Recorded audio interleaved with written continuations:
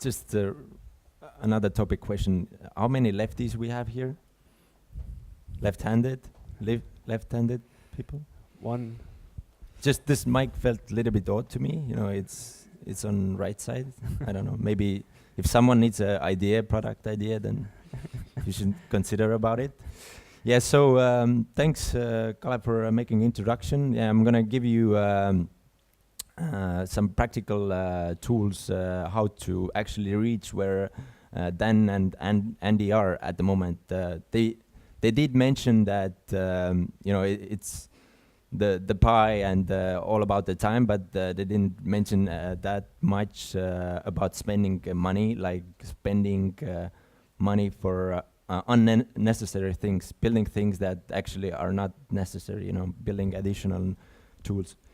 So just quick intro. Yeah, I'm a UX designer and worked in the US, and I've been involved in Startup Circle here in Estonia, both in New York as well. Yeah, if any of you need help in US market, then do reach out. I'll find definitely a connection, or there's one person between. Yeah. So how many of you know about the Lean Startup machine? Okay, so not that much, yeah. Okay, all the time new people. It's great statistics for organizers, I guess, as well. So yeah, so it's basically Lean Startup is a way of thinking. It started 2010 and it's grown into a community. The first innovator in this area was Eric Rice with his Lean Startup Lean Startup book. And basically it's about combining customer development, agile development, and lean manufacturing. So it's all about putting the customer at first, like Andre mentioned, and doing really fast, iterative circles, building, measuring, and learning. You know, doing it small, interactive cycles. So this Lean Startup machine is a weekend, not a hackathon, but it's a workshop. It's a practical thing, and it's expanded into more than 200 cities around the world. And they have taken the approach to teach people the methodology, like how to take best advantages, how to become creative, and how to do innovative things by validating your idea, your problem. Yeah, next steps. Okay, yes. So basically, yeah, you can download this thing. It's a validation board. It's maybe some of you have seen the Alexander Osterwald business model canvas. This is one tool. I would suggest to use this tool at first, and then go in next steps using the Alexander Osterwald. How it looks, yeah, here's the address is here as well. So how it looks like, it's basically steps of pivots. It's, yeah, I'll show them. Yeah, so the main goal is to save money, save time between pivots. You know, I'm more than sure that you will make some adjustments to the product which you initially were planning. And how to do that?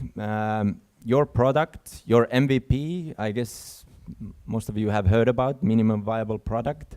In that case, it's actually an experiment. So you don't really need to build any prototype. I'm just going to show you the tools which you can use. And yeah, it's all about validating, learning during the process. Okay, so first step is you actually need to know the customer. You need to know who they are, what their behavior is, what kind of devices they're using. Going even more specific,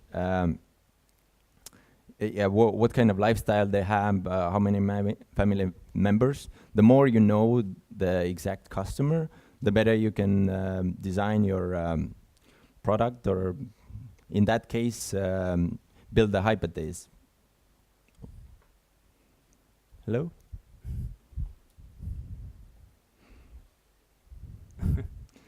Yeah, okay, so yeah, first step is about the customer. The second step is about the problem.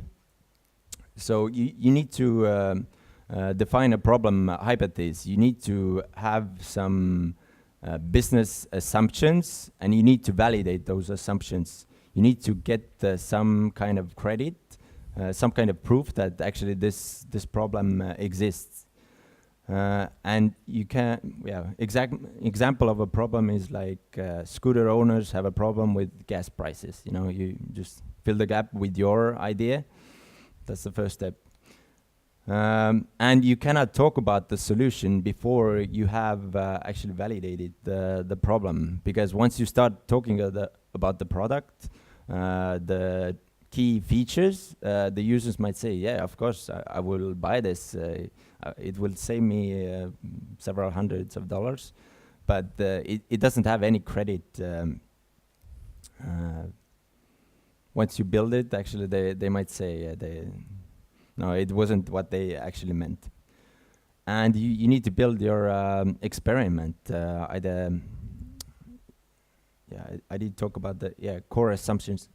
So it comes from business core assumptions, and you need to take the riskiest assumption. Let's say you're building a community. You need to onboard community members, and you need to onboard maybe advertisers. So what do you think? Who thinks that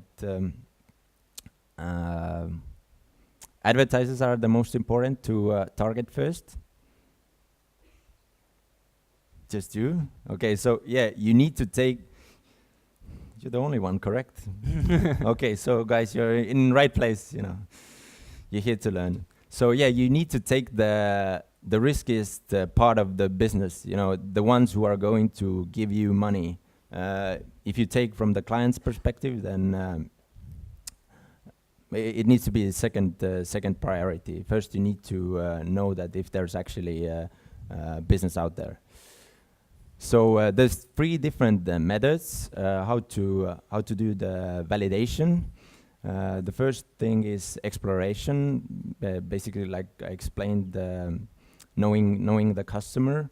The second one is pitch. I'll talk about it more in specific what they are, but yeah, it's basically collecting some kind of currency, some kind of it can be even cash. It can be email addresses, something that proves that people are willing to do that. And yeah, the third one, concierge, it means actually physically doing the thing. I'll give another example later on. And the cost will expand. Yes, so the whole idea of the workshop in Helsinki and around the world is basically getting out of the building, not trusting your grannies or your parents or your significant others, but actually going out for the real customers. You might have a crazy idea of building a chocolate spaceship, you know, and you're telling about this at home. I bet your parents will be, of course, do that. But in the end, we all know what might happen, you know. So getting out of the building. About the exploration method, like I said, you need to really define the customer. As more you know about the customer, as more you know about the behavior, the better you can actually find the customers. Here's some of the examples, like where you can find those. Sorry, we don't have any Starbucks here, but I bet half of you at least are drinking coffee and they have their own coffee shop. So that's an easy place. People stand still down there. They have a time. Maybe you sit on the table. Just put the sign. I'll give you free coffee for exchange of information, something like that. I bet these things haven't really used here in Estonia, but it's getting more. People are experimenting more often. Yeah, so basically you can find it from Craigslist, which can be our LinkedIn, cold calls, even surveys. Most important is to record the data. It's best if you are two persons. One will be active on asking questions, like doing short interviews. Typically, if you're recording, people might be distracted, so you can just record the sound. Yeah, so different pitch methods. You can do easy landing pages. If some of you have heard Unbounce, then you can do A/B testing. Basically, just they have pre-made templates down there. Just change the wording, change your message, and get the page out there. Even you don't need to pay for the hosting. Well, Dan said $100 to establish a company. You can validate an idea for just the bandwidth. Yeah, you can do cold email. You can do cold call. In US, fake ads are used a lot. It can be, for example, it can be something. You have a landing page and it says "buy now," and if people would click it, it would actually say sign up for be the first one on the list. So actually they have validated that people are willing to click on the button buy now. Are we good with time? Couple of minutes? Okay, yeah. So yeah, you can do a fake ad. You can do, well, of course the best credit is if you go to a store owner or if you go pitch to the exact client, and you'll get money. You can do also Kickstarter is also a perfect way of doing a pitch. And yeah, the concierge method, it's basically physically doing the same thing, testing it out. I don't know how many you know Zappos. It's online shoes. Well, it used to be only shoes store, but how they made their concierge or validation was they actually went to an offline store. They said, hey, if you're willing to let me take a photo of this shoe or this product, and I will sell it online, I will buy it full price. They just wanted some kind of currency and some kind of feedback that this model actually works. And yeah, you can learn more about at leanstartupmachine.com. There's an event happening in September 13 to 15, and we have a cross partnership with StartSmart. So it's this deal is only valid for you guys, like during today and tomorrow. You get 50% off if you use this code. But otherwise, I'm here all the summer camp, and if you guys have some challenges, issues, then feel free to knock me. These are my contacts. I have a video as well. I don't know, it's before the lunch break, so it's really good. It's it's maybe 5 minutes, but Let's watch it after. Can we watch it after a coffee break? No, let's do it right now. Afterwards, we'll have new stars. Okay. Thanks a lot. About 4 years ago, I started a company called Campus Bike. And I spent 3 months building a website and actually sourcing a product from China, getting it manufactured, getting it shipped all the way to Ames, Iowa. I spent a lot of time on the website. I was a website designer. I built custom e-commerce software. I spent at least a week finding the background, at least a week designing the copy in the bottom left. And at the end of the day, I only sold one scooter out of $10,000 worth of scooters that I bought. And I spent the next 3 months driving the scooters all around my college campus, one in front of the engineering building, one from the gym. I'd put a new sign on it every day, call me, oh no, buy now, just trying everything I could to get them to sell more scooters. And no matter what I could do, in 6 months, I couldn't get it to work. I called it a day, and the whole time I kind of thought I was like one step away from being successful, but I just wasn't good enough of a salesman, or I didn't know how to run a business, or like my friends that were working with me weren't committed enough, and I was blaming all these other things for my failure, but not really realizing the problem was the product in the first place. Recently, I actually tried to restart this business because I really wanted to learn how the methodology could change my approach. And using the validation board, I actually learned more in one day than I accomplished in an entire 6 months of running the business prior. And so I started off by defining my customer and problem hypotheses. My customer are people that are actually in the market for Vespa. And so I figured Vespa is the market leader. They make $8 billion in revenue a year, huge company, huge success. And I was actually living in New York at the time, so I've seen them all over the place. And the problem that I was trying to solve was that Vespas are gas-powered and it's bad for the environment. So the scooters that I was importing from China were actually electric scooters. So I defined some of my core assumptions, being that my customer cared about the environment, they cared about price because mine were cheaper, and they cared about the utility of just getting around with the scooter. So I decided on my riskiest assumption. My riskiest assumption was that my customer cared about the environment, did the exploration method, and we defined our minimum success criterion as 1 in 20 just admitting that they have this problem. So what did we do? We threw up a Craigslist ad, and I just took about 20 minutes. I took the photo from another Craigslist ad and put it on my Craigslist ad. I changed the price to be significantly lower so that more people would call us, and we posted that online. Every 20 minutes, my phone started to ring, and people were calling me. And when I pick up the phone, I go, "Hey, how's it going?" And I'd say, "Well, why are you buying a scooter?" And they'd be like, "Oh, I used to study abroad in Italy, and I had a really good time there, and I rode a Vespa there, so now I want to get one." Another guy would be like, "My wife has one, and she's always riding it, and I feel left out, so I want to get one." And nobody mentioned any concern for the environment. Actually, we asked people point blank, like, out of 20 people, I said, "Do you care about the environment?" And every people were just like, "No." Telling a stranger on the phone, "No, I don't care about the environment." One person went so far as to say, and I'll never forget this, "All I want to do is wear a skinny tie and ride a Vespa." And that threw me for a loop, and I never expected that.